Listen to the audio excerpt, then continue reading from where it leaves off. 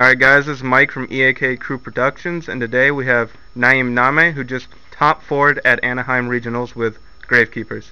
Let's see what his deck list is. Okay, how's it going, guys? Okay, so to start off with, monster list is pretty basic except for one card. 3 Gravekeeper Spy. It gets you anything you want. It gets you Assailant to get over Xian. It gets you Descendant when, you're playing, like, just any deck where you want to get rid of their front row. Really simple. Which is a great card. 2500 defense with Necker Valley. Stops their Barkion and their Stardust plays. 3 Gravekeeper's Recruiter helps you search out Necker Valley if you don't have it for a royal tribute play, and just helps you get another Recruiter. 3 Gravekeeper's Ascendant. This is pretty much like you're out to like 75% of the things your opponent has. That's why people say that if Valor doesn't really hurt GKs, it kind of does, because if you don't have Descendant for something, then you really don't have an answer sometimes. 3 Gravekeeper's Commandant. Ulti. Ulti. Yeah, you need it, because you need Necker Valley, and without Necker Valley, you can't win. 1 Gravekeeper's Ascendant, Barkion, Xian, the list goes on and on. It gets you over any big monster. Even if they don't have a monster, it's still 2000 attack with Necker Valley. Nothing to complain about. 1 Gale the Whirlwind. You can make Arcanite and Bryonac with this, and you can half over Xian. 6Ms are a big problem. I played 4 6Ms out of 9 rounds. I 2-0'd him each time, though, but this helped out a lot.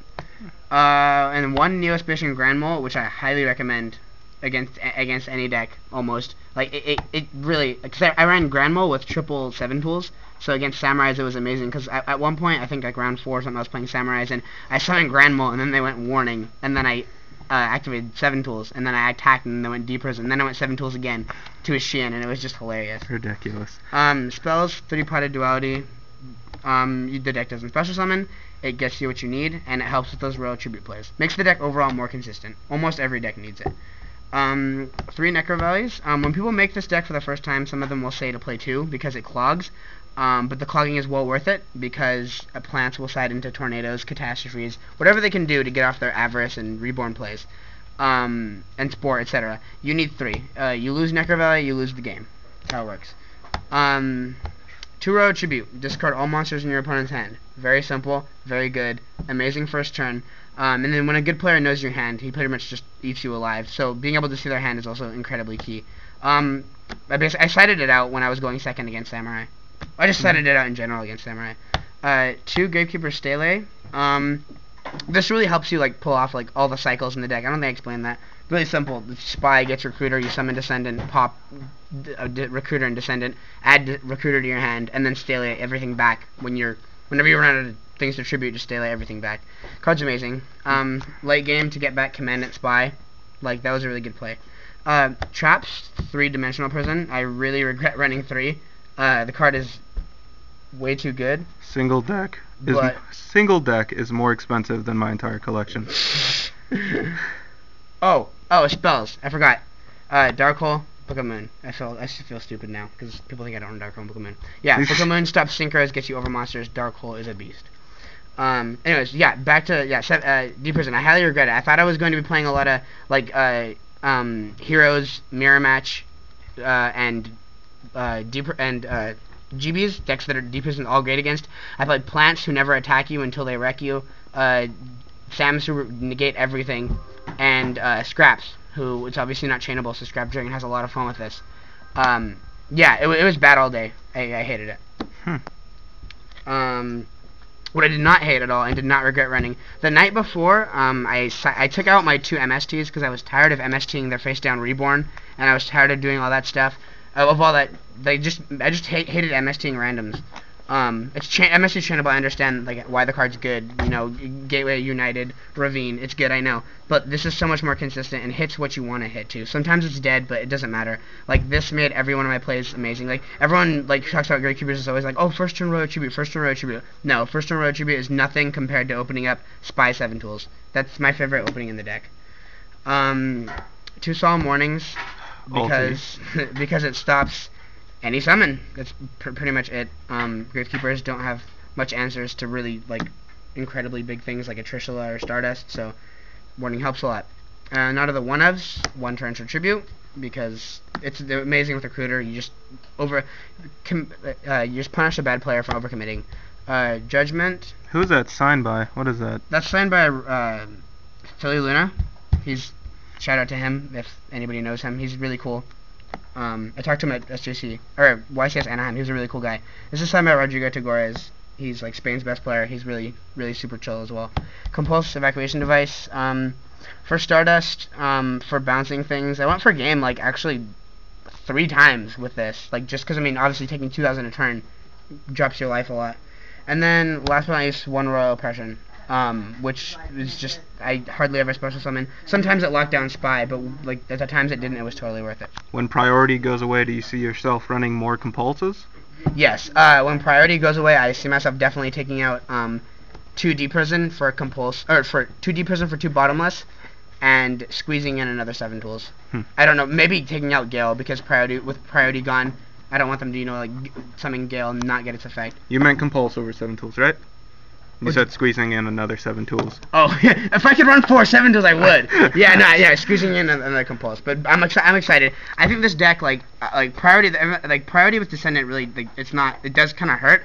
But at the same time, though, like Gravekeeper's back row is like already like scary, you know, with like the oppression, like the warnings, and you know what I mean. Like, and when you add 2 bottomless, which is basically warning, then without for any monster over 1500 attack, like it's just gonna be it's basically you're gonna be running 4 warnings, and it's gonna hurt playing GK. All right. Side deck 2 Fossil and a Pachycephalo. I didn't play any Frog Monarchs, but if I did, they would cry. It's amazing against Sams if they can't like smoke signal for hand. If you have control and you have like maybe a warning or a deep prison set, it's good against plants. I don't know side deck it against plants, although I mean I've seen GK players do it. 2 Thunder King Ryo. I would almost side deck 3. The card was amazing. It hurt plants so much. You side deck this for mirror match because I mean in mirror match you have to find 5 cards to side out because you side out 2 Royal Tribute and 3 Necro Valley. So you have to have a good 5 slots to put in for those 5 cards. You side deck at least 5, not just 5. Yeah, Thunder King was really good. I played Sabers, and game 1 he went the nuts on me. He went set Dark Soul, I went set Spy, play Necro Valley. I opened up with no back row. When does that ever happen? So then he goes Dark Hole. I'm like, okay, sure. And then he goes Bogart, Poshul, Double Fall Troll, and I'm like, wow, amazing. And because I mean, obviously I don't run Gores because I have a Necro Valley. Best tech of the day, I'd say for sure in my sideboard was Lava Golem. I loved Lava Golem all day long. It was amazing. Everyone at top tables laughed whenever I played this, except for the person I was playing against. One time, the guy nuts everywhere. He goes Gateway. The end of his turn, his first turn, before I get to play anything, is Gateway, face down 7 tools, face down Mirror Force, and then Xian Grandmaster triple keys on. So Xian Grandmaster triple keys on, warning, Mirror Force, Gateway. Obviously, he's in a great position to win. I go draw. I go Tribute Grandmaster and Xian for Lava Golem, and then he goes, wow. And then I go Dark Hole. And he's like, are you kidding me? It was amazing. It was too... Oh, and I also did it to... one guy had out Scrap Twin and Scrap Dragon. And I tributed them both for Lava Golem and then deprisoned it. It was amazing. 2 Cyber Dragons. Amazing. Against basically anything, random machine of gadget players, Karakuris. Karakuris are scary. Screw Karakuris. Mirror Match. Those are 2 of the 5 slots that I've put in. Elemental Heroes. Glads. Just any. Oh, anti-meta for sure. Gets you over almost everything. 2 Veilers. This was really good. Like I don't regret it. I might bump it down to 1, but I wasn't really too squeezed on extra deck side deck space. Yeah, Veiler did me pretty well all day. I Veilered 2 Trishulas, one with plants, one with Sabers, and when I Veilered the Sabers Trishula, that was basically a game. Dirty girl. Yeah, he used too much. Goes in match, I didn't draw all day, although if you hear me talk, like I love Goes in match. I think it's one of the best cards. Like, it's just too great when plants like get like 9 different attributes in the field, and you just Goes in match, and they're left with like a fluff token. Or like a card trooper or something like that. 2 Chain Disappearance. This didn't get sided all day. This and Cyber Dragon didn't get sided all day because I didn't play any frogs. I said this thing against Sabers when I was going first. But this would go in. No. This would definitely go in if I was playing Samurais going first. But I never went first against Samurais. Against all 4 Samurai players I played, I lost the die roll, but I still won. And then game 2, I won game 2. With Lava Golem. So I never decided to change the appearance and because I never played frogs and I never went first against 6Ms. Last but not least, King Tiger Wanghu.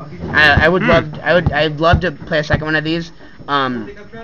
Against a Saber player, I went I went summon King Tiger, set double 7 tools, double warning, and nothing he could do. Nothing. Bogart Knight Dark Hole is pretty much his only answer. Because, I mean, you attack the Emperor's Blade, the card comes out, it dies. Great card. It's just great. It's basically, it can be like a Fossil Dyna. If you're a budget player, I highly recommend 3 of these. Because Troubadour comes out, it dies immediately. And even though, like, King Tiger and Enemy Control are both spell speed 2, the Trueborn Frog is brought out, is immediately destroyed, so you don't have time to tribute it for Trueborn Frog to take Wanghu. So, budget players, spend $6 instead of $150 and get 3 King Tigers instead of triple Dyna. Something a lot of players forget, too, is that Effect Veiler is not only a good card in the fact that it can negate effects on your opponent's main phase, but it's also a tuner. It's probably one of the most used tuners in players' side decks that they forget about. Extra deck. First, Armory Arm. People were like, what? How do you bring on Armory Arm? And I was like, Recruiter and Veiler. Yep. There you go. Pro plays all day. Yeah. Catastor gets you over what you need to. You make it. You can. I can make all these synchros. I didn't just put them all in for fun. Android for when I don't get Catastor and I need some life points to make a Warning live, 7 tools live. Bryanek. I made this once. I made Bryanek one time. Actually didn't synchro at all. Bryanek one time and Arcanite twice. The Bryanek got Veilered, and the Arcanite got Solemn Judgmented and Solemn Warning. So I don't really synchroing didn't work out too well for me that day. Yesterday. One Gaia Force of Earth. Stardust is actually a big problem in this deck. Like everyone's like, oh, you have D prisons though, but if you don't draw the D prisons, you have a lot of problem. Arcanite. This is the most brought out synchro. Arcanite and Bryanek. Like if you're a budget player and you don't want to like get all of these, like just Bryanek, Arcanite, and you'll be fine. Black Rose and Stardust. So shiny. Stardust I can bring out with well, here's my other 8s. I ran 4 8s, which is kind of ridiculous. Oh, Thought Ruler is so dirty. Yeah. Oh, Thought Ruler Mirror Match is amazing. Like gaining the life points and like making their excuse me. What's it called? D Prison's dead. Amazing. Colossal Fighter. I actually thought about possibly pulling off the Colossal Fighter Armor Arm thing. But as I hope you guys know now, Colossal Armory is dead. That's right, it does not work. Does not work. Atrishula, Double Recruiter Gale, or Spy Descendant Veiler. Mistworm for when I'm going for game. A lot of these are kind of like with a 1 in like 30 games that you would have to like do that. These are the ones that are like actually the most relevant. Because if you side in Cyber Dragon, usually either A, trying to beat over their monsters and waste their resources, or B, you're trying to contact fusion. So yeah. That was the deck. I hope you guys enjoyed it. If there was anything that you guys had any questions on, or even if you thought like any part of it was bad, just please feel free to comment. I don't mind it. And yeah, you guys should, if you guys see me at the next Anaheim, San Jose, LA regional, feel free to say what's up, and we could trade or talk about the format, whatever's good. Alright, thank you guys. One second before we go. Now, a lot of people saw your side deck, and they're probably going to like a lot of the cards in there. But something I find people have a lot of problems with is what to take out of their deck for the side deck. And I know you went over it briefly, but could you actually show a visual representation of which cards you would take out?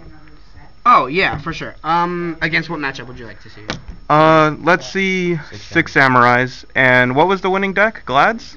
Glad's actually won the region. The top 8 was Gladiator Beast, Blackwing in 2nd or 3rd, Heroes in 2nd or 3rd, 4th was Plants. No, 4th was me. I'm retarded. 4th was me with GK. 5th was Plants. 6th I think was Plants, and I think there were 2 Samurais. Or one or 2 Samurais. I know there was like 2 or 3 Plants.